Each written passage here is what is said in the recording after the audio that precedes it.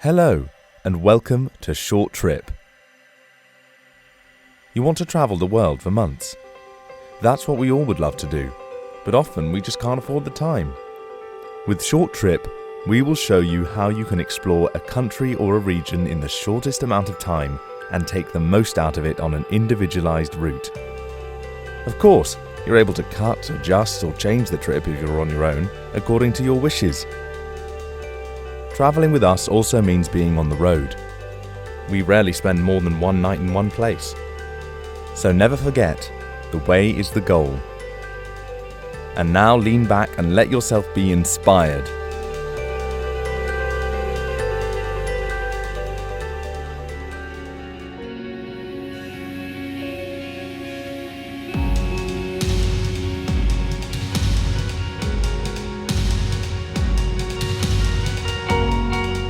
Welcome to New Zealand. Here are some facts for you. New Zealand was discovered and populated by the Polynesians at the end of the 13th century. After its discovery by the Dutch navigator Abel Tasman in 1642 and the arrival of numerous British settlers, the signing of the Treaty of Waitangi in February 6, 1840 is regarded as the founding day of New Zealand. Today, there are about 4.2 million Kiwis, of which nearly 15% are Maori, the natives, in the land of the Long White Cloud. By the way, there are about 9 sheep for every inhabitant. New Zealand consists of 2 islands, the North Island and the South. If you were to travel from the Cape Reinga on the North Island to Bluff on the South Island, a distance of 2,223 kilometres would lie ahead of you. The winter starts in July, the summer in December. Christmas in shorts? No problem. Most tourists can be seen between December and February. If you like it quiet, you'd better pay a visit in spring or autumn. The weather is even more varied at that time, but you can also enjoy the country in peace and save money on flights, rental cars and accommodation. You can travel New Zealand by bus, airplane or by foot, but quite honestly, nothing is nicer than to explore the islands on your own with a rental car or motorhome. Tip: local car rental companies are usually cheaper, but beware, in New Zealand they drive on the left.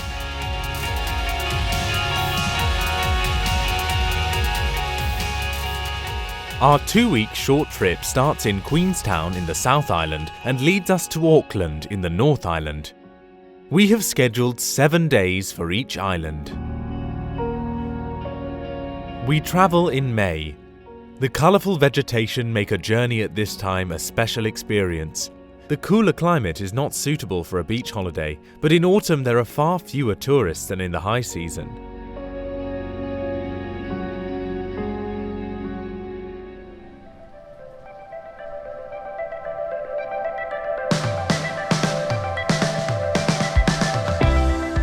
Welcome to Queenstown. If you're looking for thrills, this is the place for you. Whether paragliding or bungee jumping, everything is possible here. But the city, surrounded by the fascinating landscape of the New Zealand Alps, has much more to offer. We used the rest of the day after we arrived for a ramble through downtown and the Queenstown Gardens.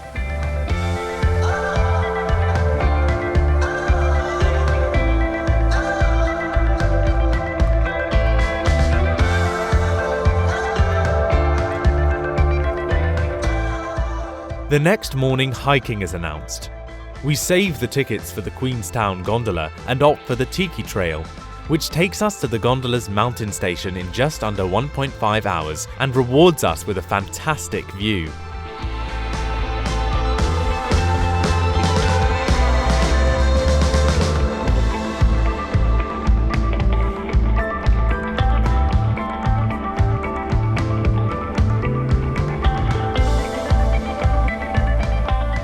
Those who have more time will find many worthwhile destinations in the Queenstown region. For example, the popular Milford Sound, the western town Arrowtown, and the contemplative Wanaka. The Haast Pass also leads to the Franz Josef and Fox Glacier. On the other hand, we drive towards the east to the second largest city in the South Island, Dunedin. On the way there are many opportunities for stopovers, sleepy villages, wineries, and of course the beautiful scenery.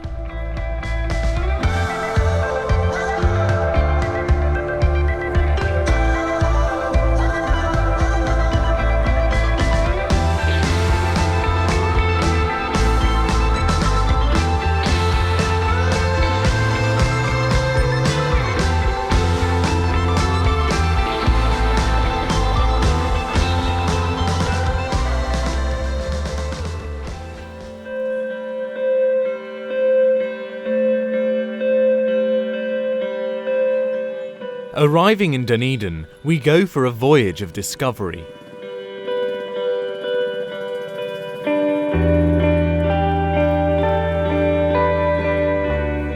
The city, founded in 1848 by Scottish settlers, is noted for its origins. The architecture is reminiscent of cities like Edinburgh. A colourful nightlife with many bars and restaurants appeals to young people in particular. No wonder Dunedin is a real student city. If you spend a little more time in Dunedin, you should take a trip to the Otago Peninsula in the east, ideal to discover New Zealand's maritime wildlife. We set our journey along the direction of Mount Cook, our first stop along our way, the Moeraki Boulders.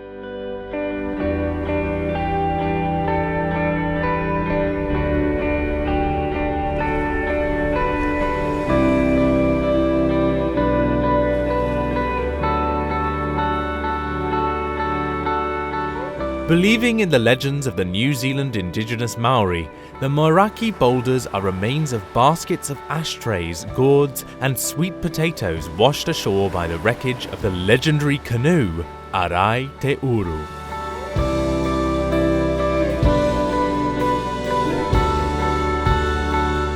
We follow the coast and turn west shortly after Oamaru.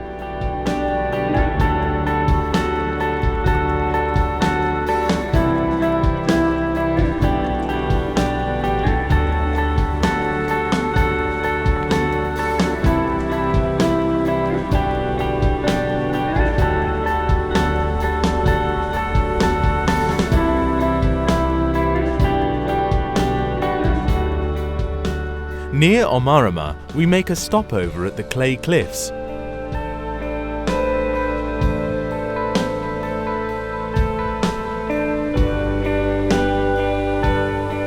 Standing in the midst of bizarre formations, it feels like you're on another planet.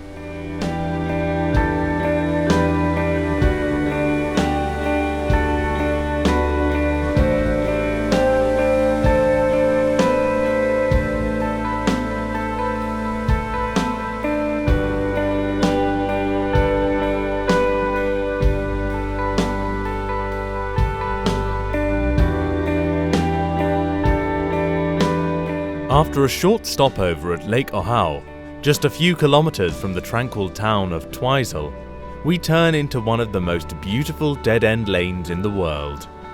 The almost 50-kilometre long access road to Mount Cook village.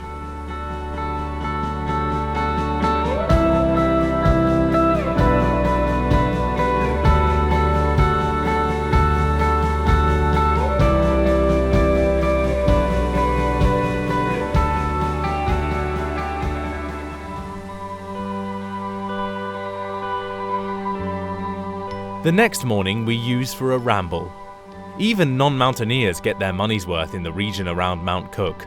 Hiking trails bring tourists closer to New Zealand's most famous mountain. And if you want to strengthen yourself, it's best to go for a pizza in the Old Mountaineers Cafe.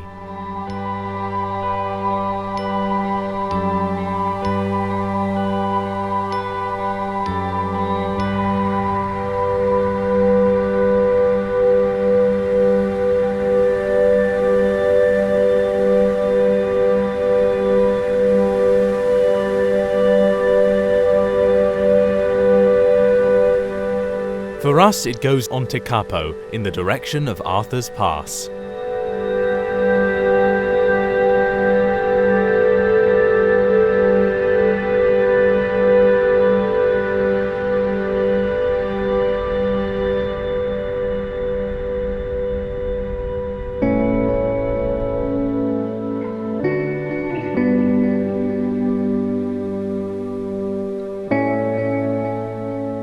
Te Kapo attracts with idyllic hiking trails along the lake and a coveted photo opportunity, the Church of the Good Shepherd. Of course, we pay a visit.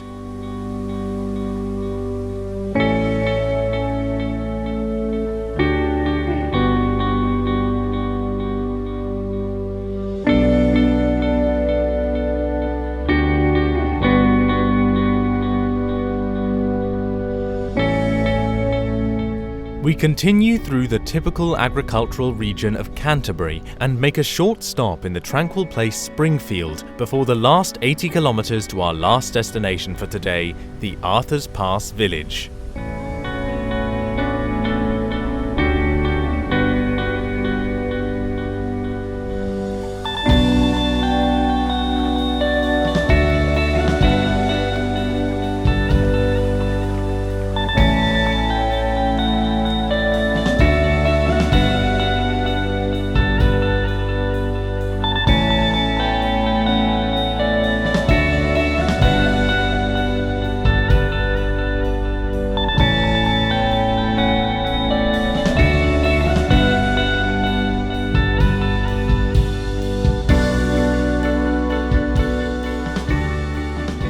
In the tranquil village there are a handful of accommodations, a small cafe and shop, and probably the smallest post office in New Zealand.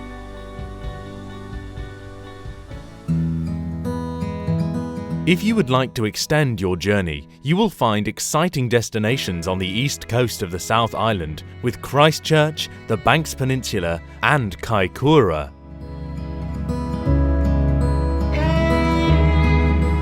The next morning, we continue towards the west coast. From the Arthur's Pass to Punakaiki, our current destination, it is about 140 kilometres.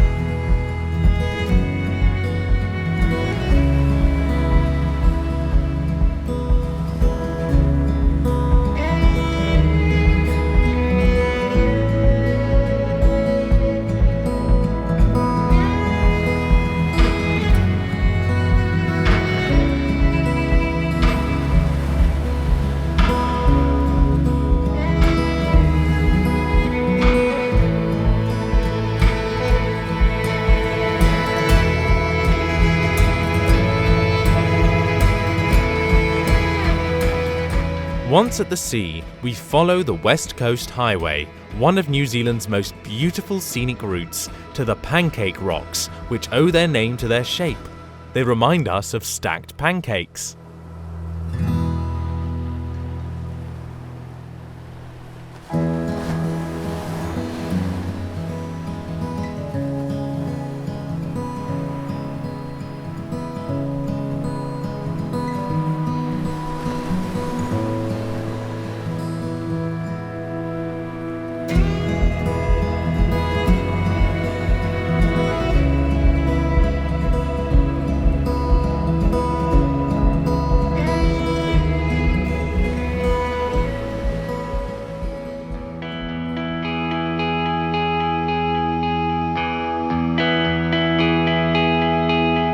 The next morning we hike from Punakaiki a bit through the green vegetation to the sea before we continue our journey.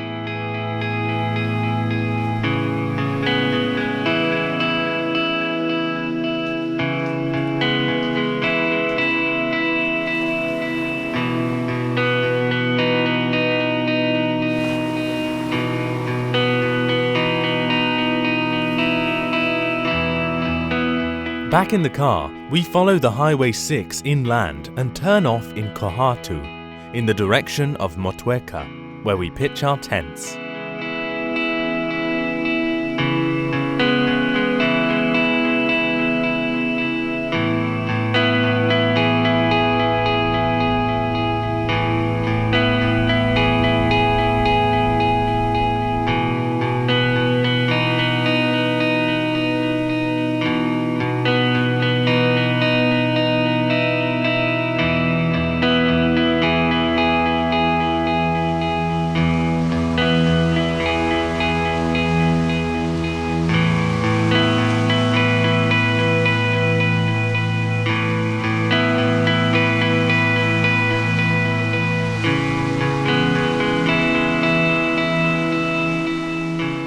Our destination is the Abel Tasman National Park, which attracts with its unspoilt nature and many activities, at least in the main season. Unfortunately, we are less fortunate with the weather, but the changeable conditions and our travel time make us feel almost alone in the national park. Perfect for a quiet walk on the beach.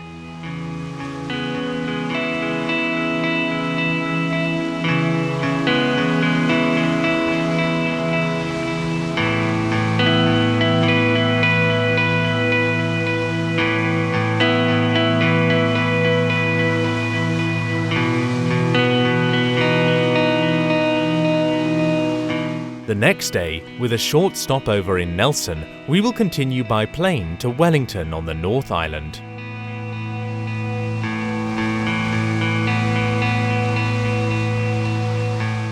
Since Nelson is only a stone's throw away from Motueka, we have some time before the flight for a little discovery tour.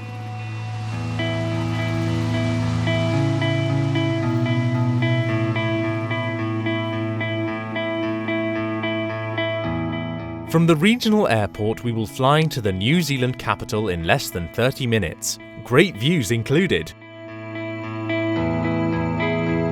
By the way, if you prefer to stay on the ground or take your car with you, you can also take the ferry from Picton to the North Island. The journey takes just 3.5 hours.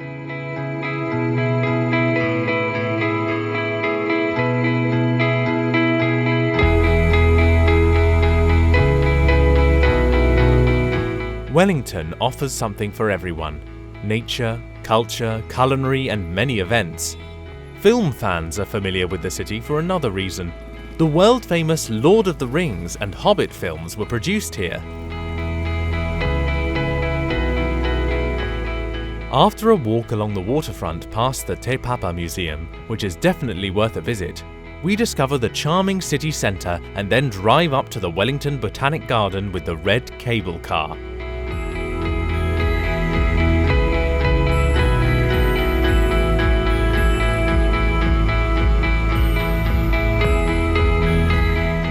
The great view and the beautiful way back through the botanical garden are among the highlights of each Wellington trips.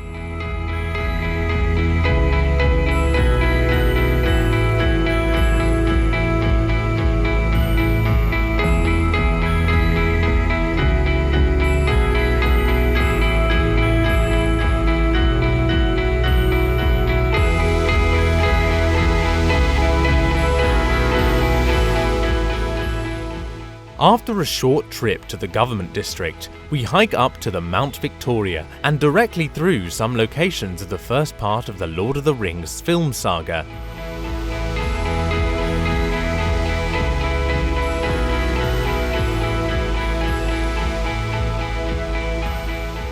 After 2 relaxing days in Wellington, we travel on to Hawke's Bay.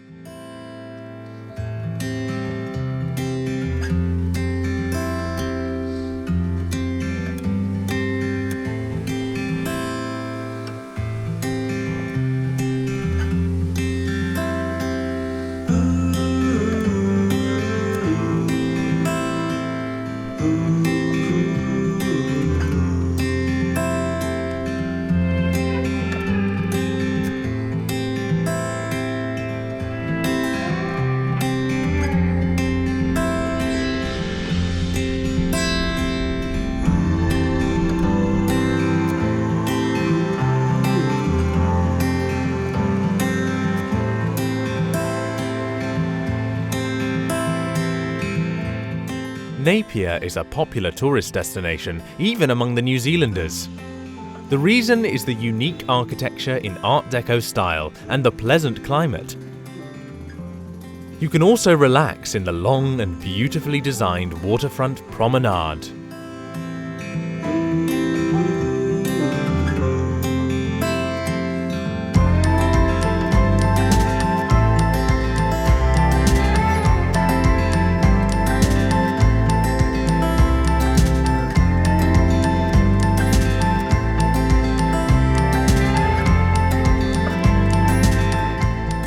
We continue for a few kilometres and take a short walk through Havelock North, a small town that is used by many New Zealanders primarily as a retirement home. Accordingly, it is quiet here.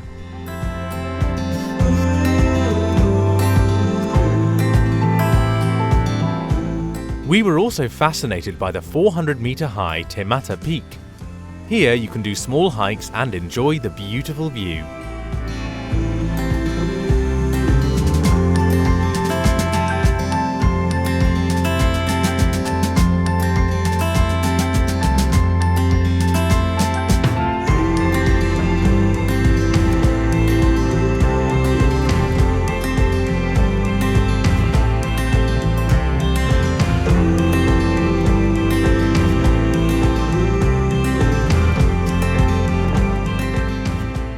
If you have a little more time, you can follow the coast and pay a visit to the city of Gisborne and the East Cape, but you should plan for several days.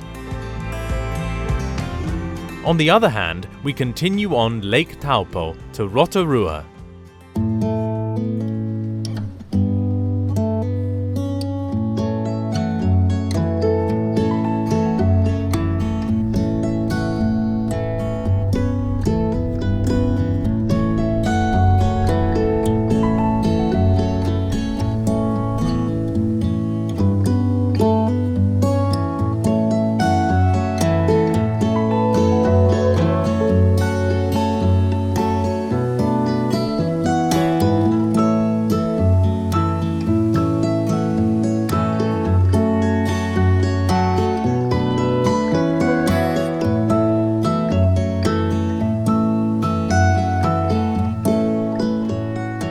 The power of New Zealand's nature becomes apparent here.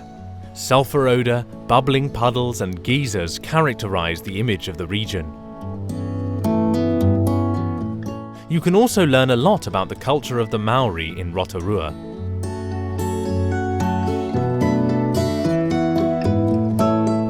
We first take a trip to the Whakariva forest, where we enjoy the nature of the region surrounded by huge redwood trees. The light rain does not bother us either.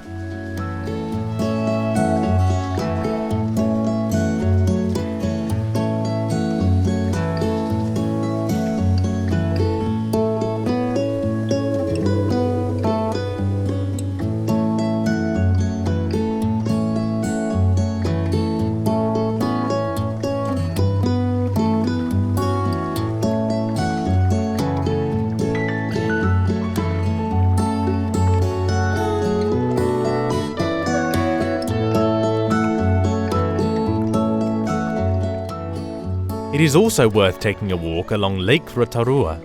Here you have the chance to meet a pukeko, the blue-coloured bird species spread in New Zealand and Australia.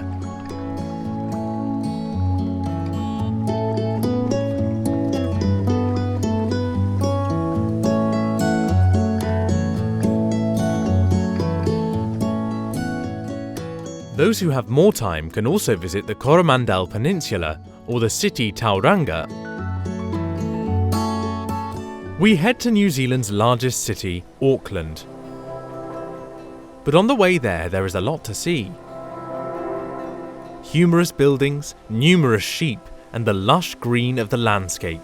Pure New Zealand.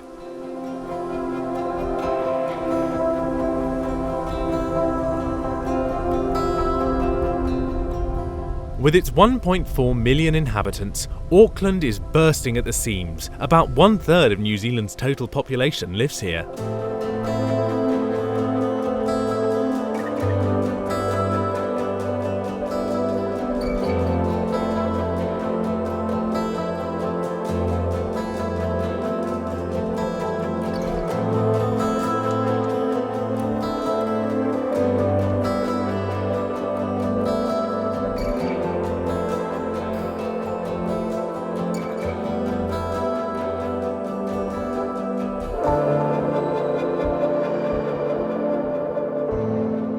The beautiful district of Ponsonby, with its small cafes and beautiful houses, the rebellious K Road and the main shopping street Queen Street, as well as the harbour area with countless sailing ships, we explore in a short half a day on foot.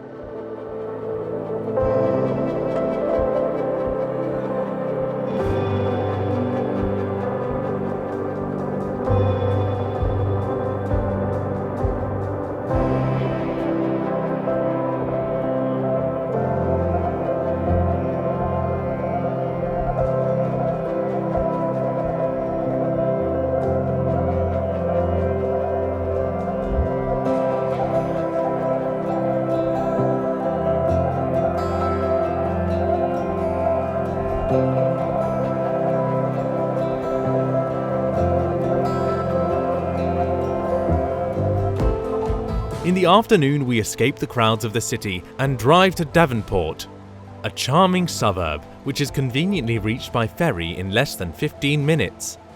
A relaxing end to our penultimate day's travel.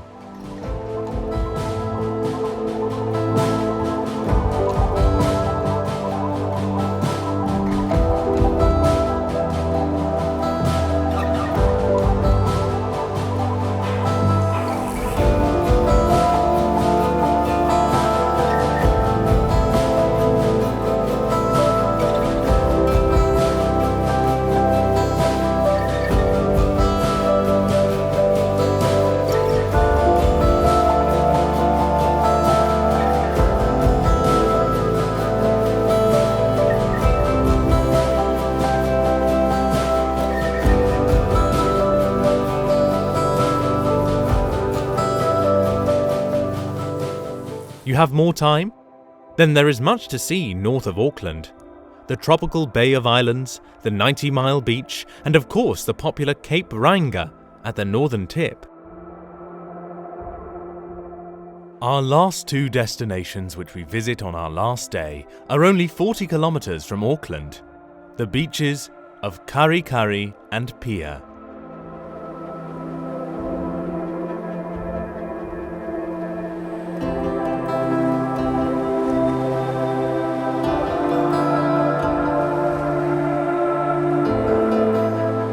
The Kaikari beach fascinates with its dark sand and its seclusion, perfect for quiet, long walks.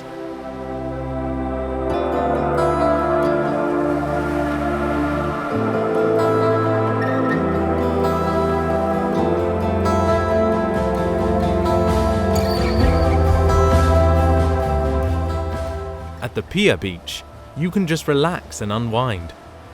Have a coffee in the iconic Piia Beach store, or just unpack the surfboard.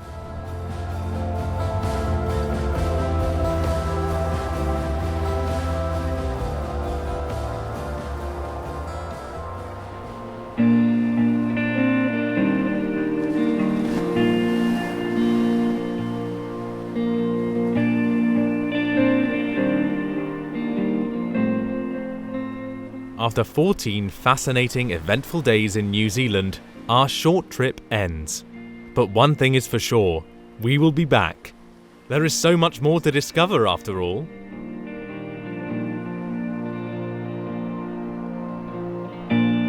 It's a perfect day for the road.